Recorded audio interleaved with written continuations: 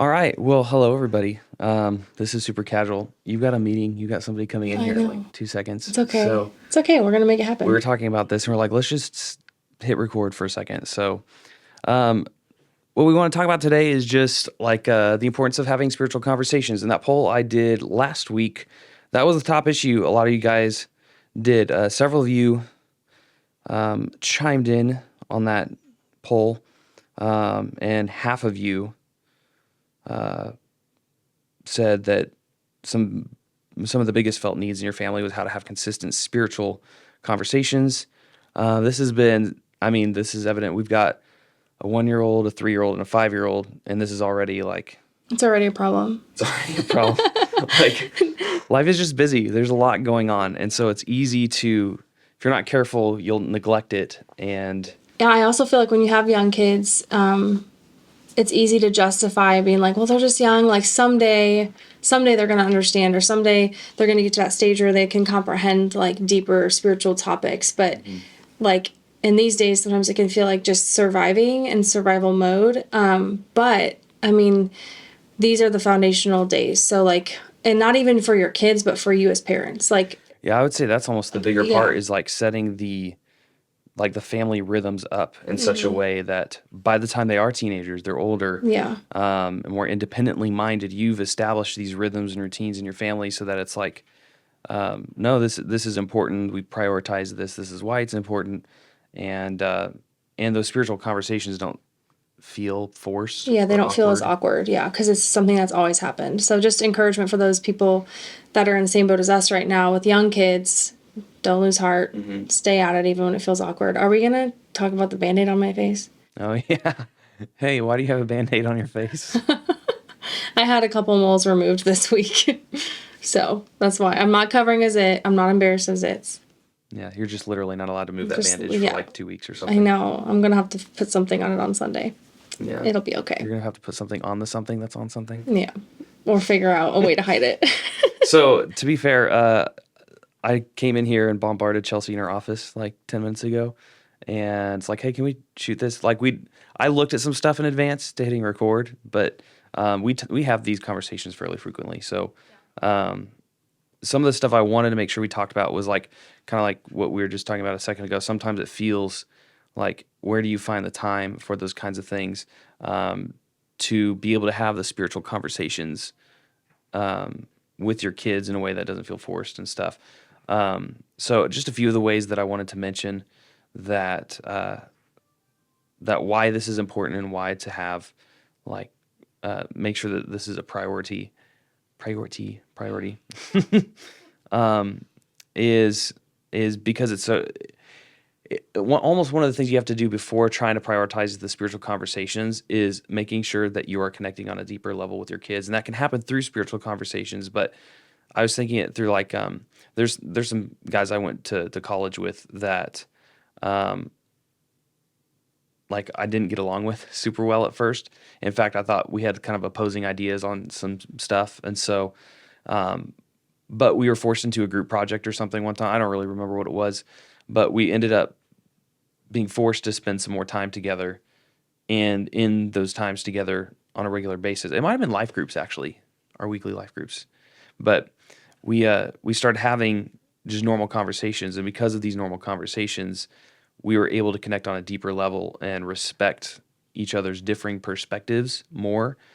And It builds so trust. Just it builds trust. So what I would say is most important is making sure like you're having conversations with your kids at all. Because I know, especially as I mean, I work with the teenagers a lot, and I know they're busy. They've got a lot of stuff going on, and so it's easy to kind of let long periods of time go. There's a poll done several years ago now that said like the average time that parents get with their it's like kids 30 is like minutes a 30 day. minutes a day Yeah, it's so sad. because of all the extracurriculars, all the mom and dad's work schedules mixed with the kids' school and extracurricular schedules. It's a lot. So this is important. So making conversations about life and faith, just regular occurrences, is so important to their development and stuff. You want to create environments that allow deep conversation to happen on a regular basis. And so one of those times can be to prioritize family dinners. And so even just doing it a couple times a week is huge. And so I have a couple articles that I just looked up. I'll attach them below if you want to click on them. But it doesn't have to be dinners. And any week there are 16 possible times for families to eat together. There's 7 breakfasts, 7 dinners, and 2 weekend lunches on Yeah, like if average. dinners don't work for you, like maybe make it a priority to like, I don't Yeah. know, before school. I know it's like early, but We've been it getting could up happen. early, Yeah. earlier. It's one of our Like the last 2 days. New Year's resolutions that we've actually been sticking to better this week. Yes. And the time I've had with Zeke in the morning, because he wakes up before his brothers, has been so valuable. And like while he's eating breakfast, I'm sitting there, I'm preparing the other boys' food, and we're just talking, and I'm asking him just questions about like what he's learning at school or just random Friends, stuff. yeah. But we're just having a conversation. So finding times to be strategic about making sure, hey, I'm gonna have this time. Let's have a So maybe if conversation. you're in the car a lot, utilize your car time rather than just letting everybody sit on their phones or screens or whatever, That's a which good is one. so easy to do. Yeah. Like having everybody turn it off and just like ask some pointed questions or I don't know if can I do my plug right here? Yeah. If you have an elementary student, or I mean, let me just start with early childhood. If you have a 2 through 5-year-old, even a baby, we pass out these like memory verse cards that have motions every month. It's on cardstock. We keep ours on our fridge, and since I'm in my kitchen a lot, like that's where I do it with my kids. But you could even like tape that to your dashboard and do the memory verse in the car, and then talk about the lesson and stuff like that. From Sunday. So then that's a way to bridge the church and the home. But then also if you have an elementary student, we have these packets that we hand out every month, and there's leftovers of them on that parent wall right outside of kids worship. And we've started this program called God Time Rewards. And there's 3 different ways that kids can earn punches for their God Time card. And then they earn prizes. So this is a way that like you can have these intentional conversations. Like if they don't come as naturally to you, like they're daily devos, and they're really, I mean, they take about 5 minutes, if that. Is it something that This one has like you just read Psalm 119, 16, and then literally answer true or false questions. True or false, God loves you. True or false, God doesn't care about what happens to you. True or false, Jesus came so that you could have a relationship with God. Like it helps kind of orchestrate those conversations. And then so if those you are initial things it, that parents can do with their yeah, kids. you It's guys not can just do it something together. that they're off on their own to do. Exactly. You can do them together. And I mean, kids can do these alone too. But since we're talking about, orchestrating conversations in the home, like this is a perfect way to do that. And then if parents initial it, they can bring this back at the end of the month for prizes and punches and all the good stuff. So we have some kids that are participating in it pretty regularly, but I'd love to see that number increase, just even for the sake of families, just having more of these conversations together. So And while we're doing plugs for what our ministries are doing, like I send out emails every week, every Thursday at yeah, 4 same. for middle school and high school, 5th through 12th grade parents. So it includes intermediate school. Wednesdays for us, but yeah, Thursdays Yeah, for so you it's guys. it's got what we're going to be talking about this following week, and like 5 questions or so that you can ask on your drive home after you pick them up, or on your way to lunch after church, or just at the end of the day on a Sunday or something. You could even do it anytime throughout the week and be like, hey, do you remember what you talked about on Sunday? And you'll know because you have that email that you checked on because you care so much. So so make sure you check those. You can subscribe on our website if you're not, but so we're trying to help partner with you guys as parents and give you some catered, like here's some content if you want to talk and have spiritual conversations, but it doesn't even have to be that deep. The important thing is like, during these important family times like dinners or game nights or something, make sure that you put phones away, that you turn the TV off, don't have technology on, just enjoy the face-to-face time. This article in specific, I've seen it in lots of different places, but the one I'll link below just talks about like some statistics and some like why these face-to-face interactions, why these meals are so important. It's better for nutrition, better for education. Even if you're just going to do takeout or something, it's still better for parents getting to know what's going on in their kids' lives better. I think this is why Jesus ate so many meals and so many critical conversations in the Gospels are when he was eating meals with people, and even in the book of Acts, because there's something about breaking bread together. And if you were at the Bless series we did last fall, the E was eat. And so you can do that with your family. And so it's a way to build. So there's some tips for conversations on that as well. But In everything that we do as parents, whether it's good or bad, it communicates something to your child. Hands down, no matter what. So if we have phones out, what are we communicating? It's a passive thing that we do, but what does it communicate? something that my family did growing up was, I mean, my family was a huge like movie buff family. So I loved watching movies a lot He and still does. probably too much, but that's fine.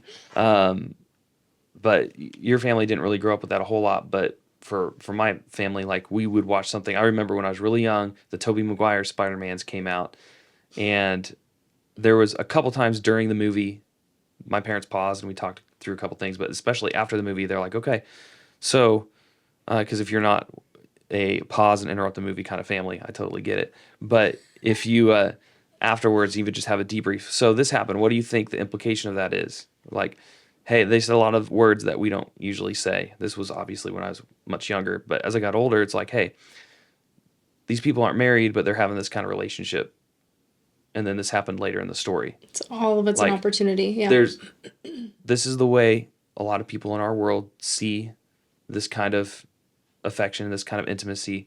But as Christians, we don't believe that. And why is that?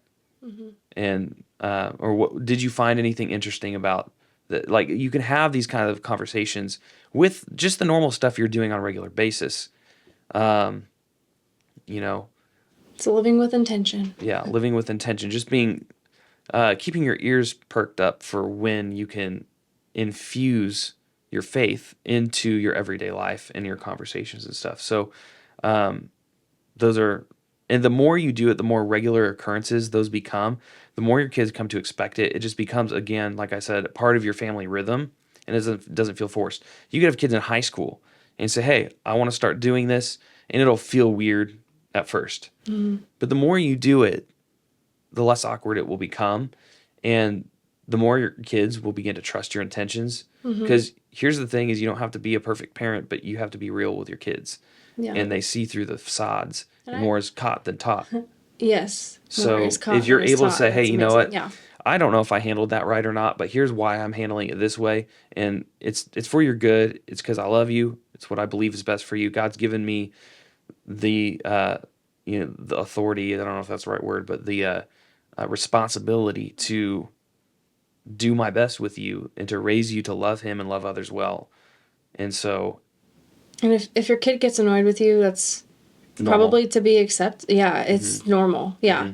And I would rather be known for being annoying or like cheesy with my kid than like not saying the important things when it counts. So And again, you're building trust. So even if they roll their eyes at it now, doesn't mean they hate you. when a crisis comes, Yeah. a lot of times those kids who have those trust bonds with their parents, that they open up and they're real with them. Yeah. I've talked to several parents who are like, yeah, but we talked this out and they told me this, and their kids were brutally honest. They wanted me to meet with them, and I talked to them and they told me the same things. And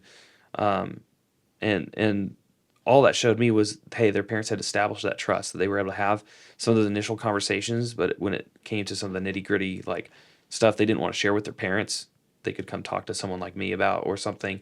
But they had that trust with their parents, and that helped them move forward. On the other hand, I've seen parents that like don't have that trust, but try to lay down the hammer, and Doesn't it always just go over. doesn't Yeah. stick well. It almost, Like creates builds a wall, a thicker wall. yeah. Yeah. So build in those rhythms, build in those opportunities. Again, I'm going to link there's 2 articles here below just to give you some ideas and stuff like that. But I don't want to take up a whole lot of people's I time. know, and I think my meeting's here. The meeting's probably here. So we'll wrap this up. But the importance of spiritual conversations, something not to overlook. Not, don't get discouraged. This is a community. We're all here for each other. So I'd love for you to share some of your ideas in the comment below. What are things you do with your family? What are ways that you connect? What are ways that we've given you some examples, but I'm sure there's We need to learn from you too. a bigger wellspring of knowledge here in this group than just Yes. what we can provide. So that's what this is here for. We're a community. We're a village looking out for each other, centered around Christ. So put your thoughts below. All right. Yeah. We'll Till next talk time. to you next time. Peace.